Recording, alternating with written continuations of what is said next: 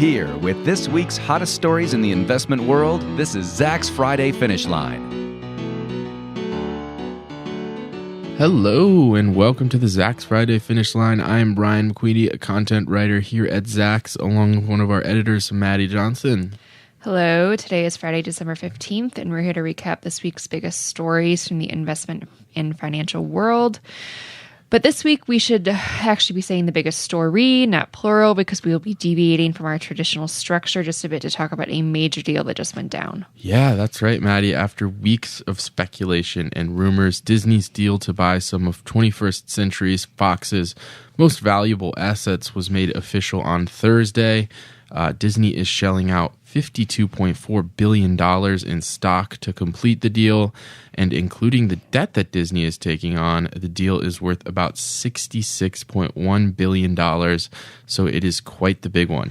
Yeah, for that price, Disney is going to receive 20th Century Fox Television Film Studios, FX Networks, National Geographic, Fox Sports regional networks. Are getting Fox Sports. Mm-hmm. Well, Fox Sports regional networks. So we're going to dig into the difference there in a little bit.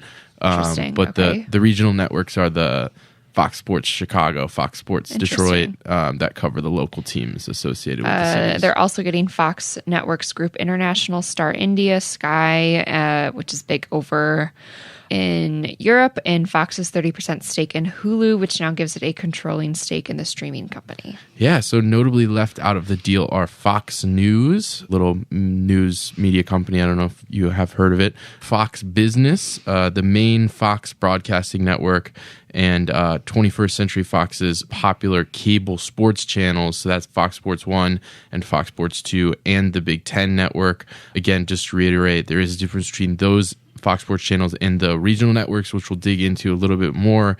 The deal with the regional networks is really a doubling down on live sports, especially on a local level. So that's definitely an interesting thing to note there. Fox, it looks like, is going to retain these assets in a newly listed company, which is then going to be spun off to its current shareholders. Yeah, so definitely a ton to digest here. We're going to go through this deal piece by piece. Let's dig into the most important elements, like Marvel. Yeah, we're going to nerd out first. I think get it out of the way first. Disney, which of course famously acquired Marvel Comics in 2009, will now be able to merge Fox's lingering Marvel assets, which include X-Men, Fantastic Four, and Deadpool, with its own widely popular and revenue-generating Marvel Cinematic Universe. So just the way licensing and content deals had worked out over the years, 21st Century Fox weirdly ended up with the rights to a few traditional Marvel characters. And so now the superhero fans of the world are rejoicing because finally Disney will be able to complete its Marvel Cinematic Universe. For those that don't know, you definitely know it's happening, whether or not you are fully aware of the whole plan of the MCU. But it really started back even before the Disney acquired Marvel. The first Iron Man movie in 2008 was the first film in the Marvel Cinematic Universe, and that was Phase 1. It's been playing out in several different phases, with some future phases still to get to. Phase 1 ended with the first Avengers movie in 2012, and then Phase 2 began with Iron Man 3 in 2013, and then Phase 2 was over with Ant-Man. That was a 2015 film. That was Paul Rudd as Ant-Man, right? Yeah. That was an interesting one. And one that I would note probably doesn't get the green light unless Disney buys Marvel and kind of has the ability to throw cash at a movie like Ant-Man that I think Marvel as a standalone studio maybe would have thought was too risky. There's a sequel coming out next year. Interesting. So, yeah. Phase 3 made enough money at the box office. Yeah, I guess. Paul Rudd. He's a real... such a leading man. Box office, very popular at the box office, Paul Rudd. Phase 3 was Captain America Civil War, which was kind of another Avengers movie in a way. That came out in 2016. And then that really was the start of this current phase of movies that we're in right now. outside of theaters, there's also been some expansion into the television world. So Marvel's Agents of S.H.I.E.L.D., which is on ABC, was on ABC 2013-2014 television season. That counts in the Marvel Cinematic Universe. Daredevil on Netflix, which started in 2015, and Runaways on Hulu, which started this year. Those all count as Marvel Cinematic Universe films. And we say universe because they kind of all, that means they're all kind of playing out on the same Earth. So the characters, they appear in each other's movies, and the things that they do in movie A have consequences in movie B, maybe even if those characters don't reappear. So it's a whole big thing, and it's been really exciting for superhero fans, comic book fans, because as mentioned, Disney has the ability to throw cash at some of the more risky franchises where it might have not gotten the green light in the past, and tying it all together in a huge franchise, like one of the biggest movie franchises ever. There have been 17 movies in the Marvel Cinematic Universe so far, and they have grossed a whopping $13 billion worldwide, which is crazy. That's just a little bit under $1 billion a movie, which, if you break it down like that, is totally insane. I would also note that there's been some incredibly amazing X-Men movies over the years, and Deadpool, of course, was kind of like cemented itself into instant cult classic status. But there hasn't been a great, critically well-received and did well at the box office Fantastic Four movie, probably ever. There's been some serious duds, actually, with that franchise. So it'll be interesting to see if and when Disney picks that up, what direction they go. Yeah. Yeah, we have Black Panther coming out in March. We have Avengers 20 coming out in May. That's not even the last one. It's like second to last one. Right. But it's Captain America's last one, I think. And Chris Evans, I mean, too bad, because he's looking smoking in this trailer. Well, he'll wipe the tears with his $100 bills, though. That's true. I mean, his hair is like longer. He has a beard. I mean, just like, when did he just got like hot. Like, I mean, he was always like very beautiful. It's that Disney money. In like all of his other Captain America movies, but like he is like rugged. And I don't know. It's just like you look like this in your last one. Figures. It's that Disney money, I'm saying. It changes a person. We've talked about money changes you on the show. Jeff Bezos is like ripped and handsome now. He used to be still bald, but back in 1999 he was just a frail little bookseller. So money will change you. So maybe money will change these remaining Marvel assets. You have to think Disney did mention it when talking about the deal, and you have to think that'll be a priority heading forward. I guess the real question now is like, how soon do they just like toss one? They love to do this thing where someone's name will be mentioned in a movie, or there'll be like a really quick cameo, or they'll do an after credits scene or something like that to tease the next movie. Yeah. And something like that, I feel like you could whip up relatively quickly and just get everybody really excited, and it kind of just hypes itself up. Yeah. I mean, do you think we're ever going to get sick of these superhero movies? I don't know. Sometimes I wish there was a camera in the office, because when you were talking about in the podcast video, because when you were talking about Marvel's like whatever Avengers number 3 or 4 or whatever I think it is 3. But like I said, the Civil War one was kind of an Avengers movie, it was basically. Like 2.5. So you kind of rolled your eyes, because it's like, how many damn Avengers movies do we need? But it's gonna absolutely crush at the box office. Sure. They always do. It's insane. But it's like, you look at Pirates of the Caribbean, and they're not gonna stop making them. Yeah, and those ones do so good worldwide. With the international box office numbers, like I don't know why they love them. Yeah, but it's like, okay, but like, how many, like, what kind? I guess like there are like there's like a ton of like material to go off for like stories and like scripts. But I mean, they all are the same. It's a superhero movie at the end of the day. At the end of the day, and I don't care how good Thor was. It was amazing, sure. Chris Hemsworth, so funny. Yeah. His Tessa Thompson, I think that was like his like main like female, the heroine, like his main like, I don't know, combat person. So great. The Hulk, like Mark Ruffalo, fantastic. But at the end of the day, like sometimes I want more. Well, maybe Disney was starting to get a sense that there was a limit to what they could squeeze out of what they have right now in the Marvel Universe, and they went in and picked up three major comic book franchises. But it's still a comic book. Right, sure. And but I will say series that we've seen movies from recently, so it's not like we need an X-Men want movie. More movies. Like I would 100% go see more comic book movies like Logan and Deadpool. Like Deadpool was one of my favorite movies of last year. But unfortunately, like Deadpool was rated R, and that was kind of the cool thing about it. And Disney doesn't throw a ton of money at rated R movies all the time, so maybe Disney that's not maybe a good thing. Just needs, I don't know, but I know we could write them a letter. We could write them a letter.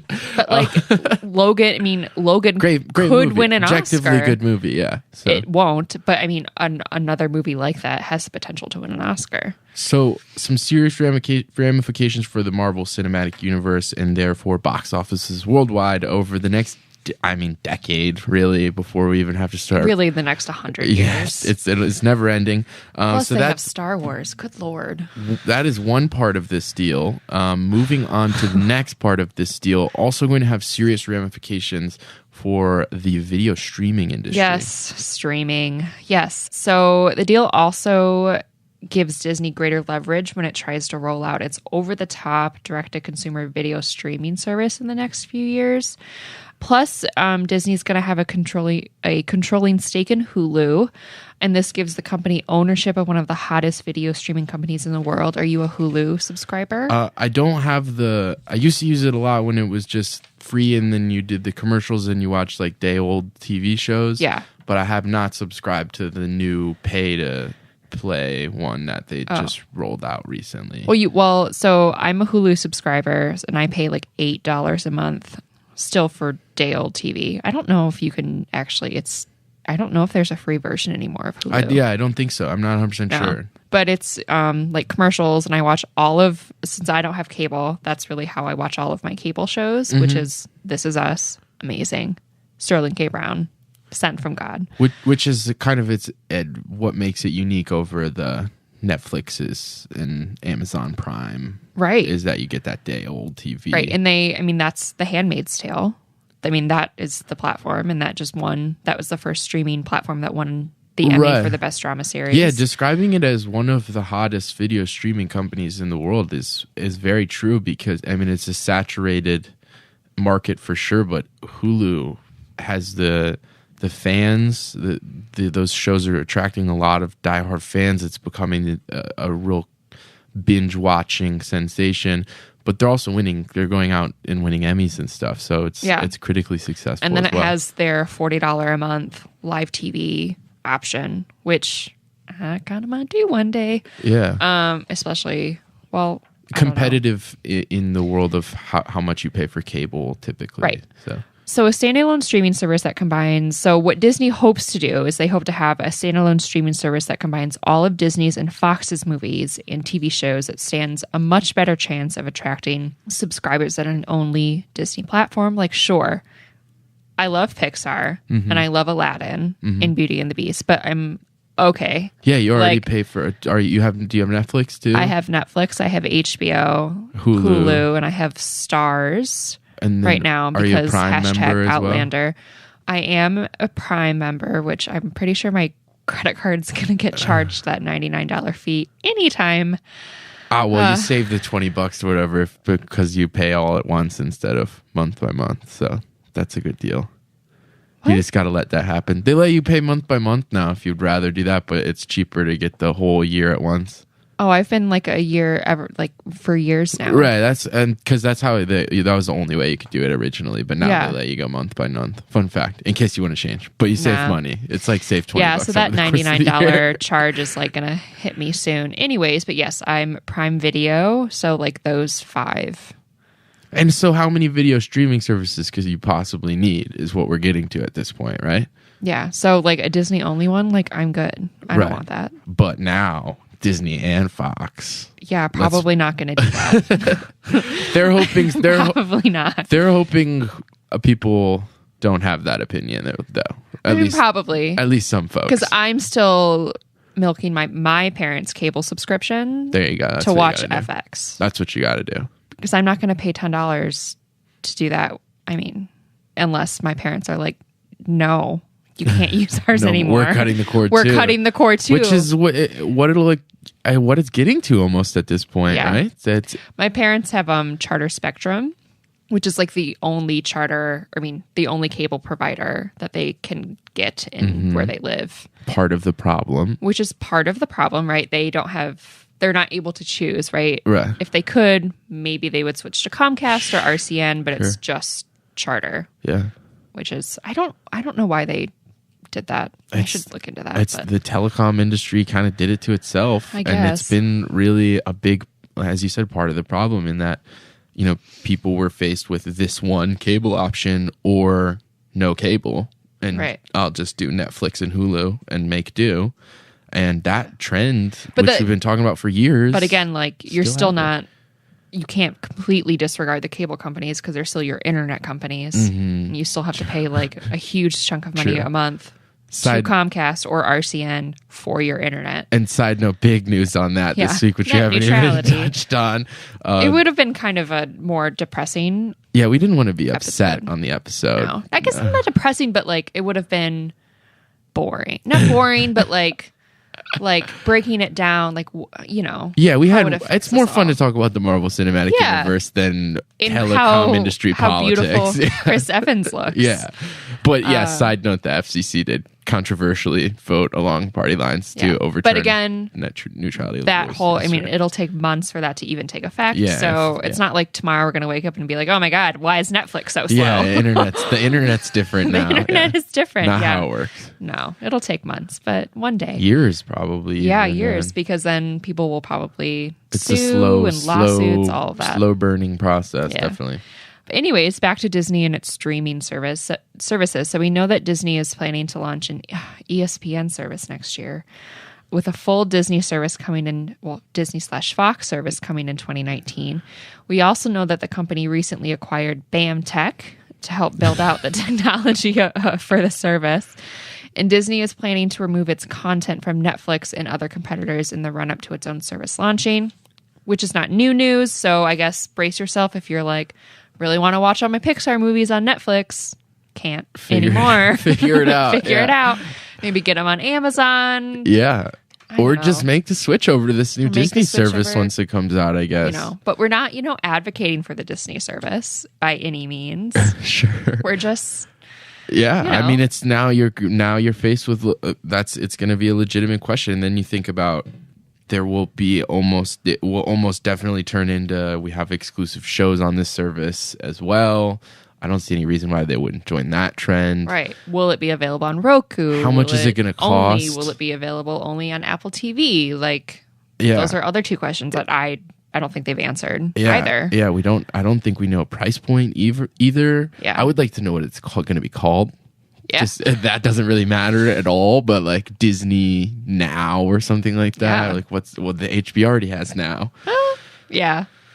Oh man, so many questions. All we know is that it's going to have some new Marvel characters in it. So very true. Still so curious. But moving on to sports. Everybody's your favorite, I can tell. My favorite. I guess I care when I care. Yeah, well, from this perspective, we all have to care because of how big of a deal ESPN is for Disney as a company. The struggles of the flagship sports network have been well documented. We've covered it on the show. We cover it on the show basically every time Disney reports earnings, and we get the latest updates on how ESPN and the other media network entities are doing.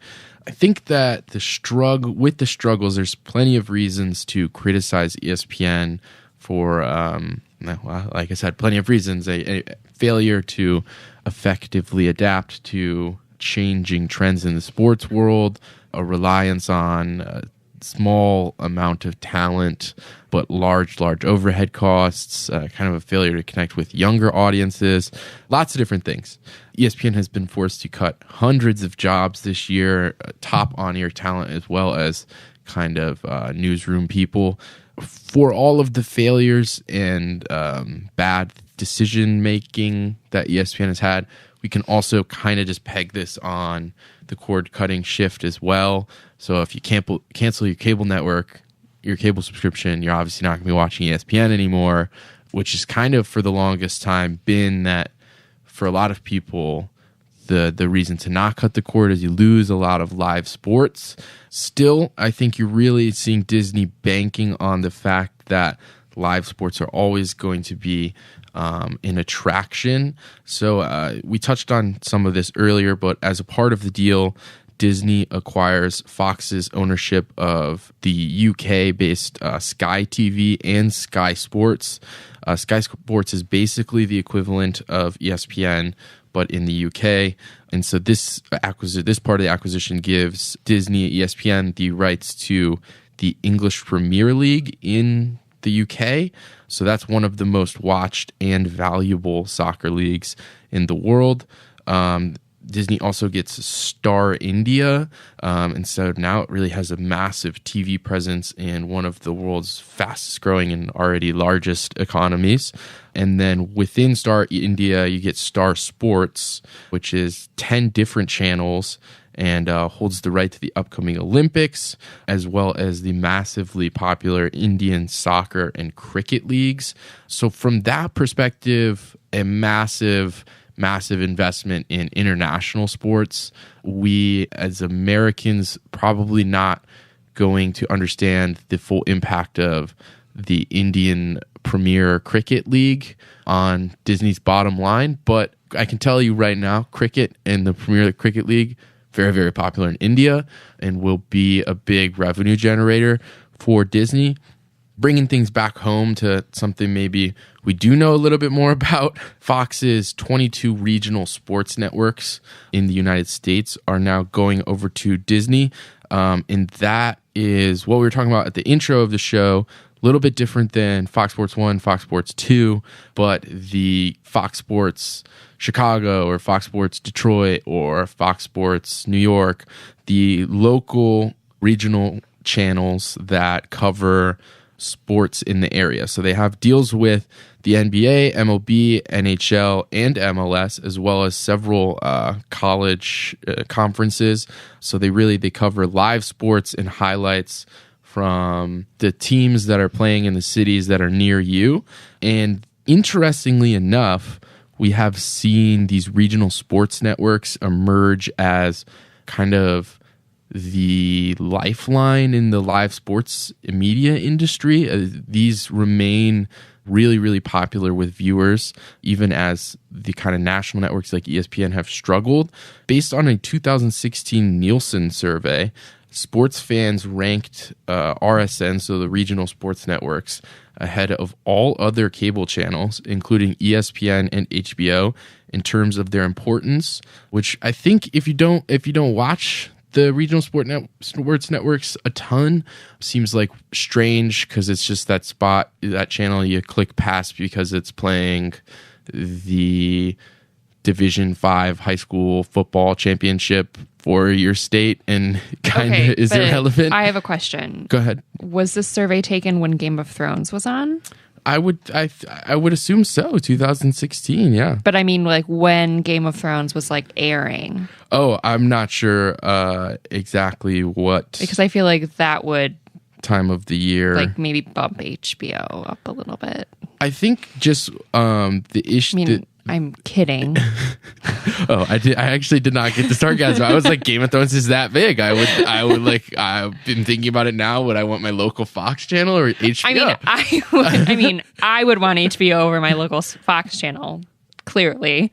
But yeah, I was just, Oh, I'm sorry. The sarcasm missed me a little bit because that's how highly I think of Game of Thrones. So, but yeah. So this is like I said, everything from your high school football championship game, the one high school football game a year that's going to get on TV, to if you live near a big city that has a NBA team, NHL team, it's going to be like all of the games for that team. And I guess that makes sense. So these are, really looking at it does make sense that people have such a connection to these channels, because it's their teams that they're diehard fans of. And the announcers are the local announcers who are basically cheering for the team that you're watching. So you're getting like the home bias on the announcing, and all the coverage outside of the games of the teams that you love is where you go for all of your inside the locker room information. And these are really, really powerful forces in the live sports world. And again, we saw the international investment here on a very local level, investing in live sports and kind of pushing the chips all the way into the middle of the table and saying live sports coverage is not going to die anytime soon. And thanks to Mickey Mouse. I guess so. If you look at the way the numbers work out too, the regional channels are worth about a third of the total value of the deal. So going back to that $52.4 billion in stock, it's worth $66.1 billion with the debt that Disney is taking on. A third of that is the Fox Sports regional networks. So that is the power that they played in this. So now let's recap a little bit. We got Marvel Cinematic Universe, going to feel the effects. The video streaming world, going to feel the effects. I think if you're Reed Hastings and Netflix, you're not in love with this deal. And the live sports world, definitely going to feel the effects. And I think now the real question is, are the regulators going to let it go through in the way that it is like right it sounds now? nice on paper, but I mean, is Disney, like, who's going to sue who? Yeah, now? exactly. That's the real question. So we obviously have seen already our fair share of media consolidation deals struggle to get approved. That'll be the next hurdle. And we thought Amazon was taking over the world. Like, really, I think here comes Disney. Here comes Disney. So that'll be the next thing to look for. And the more we learn about the regulatory approval process, we will certainly cover it on the show.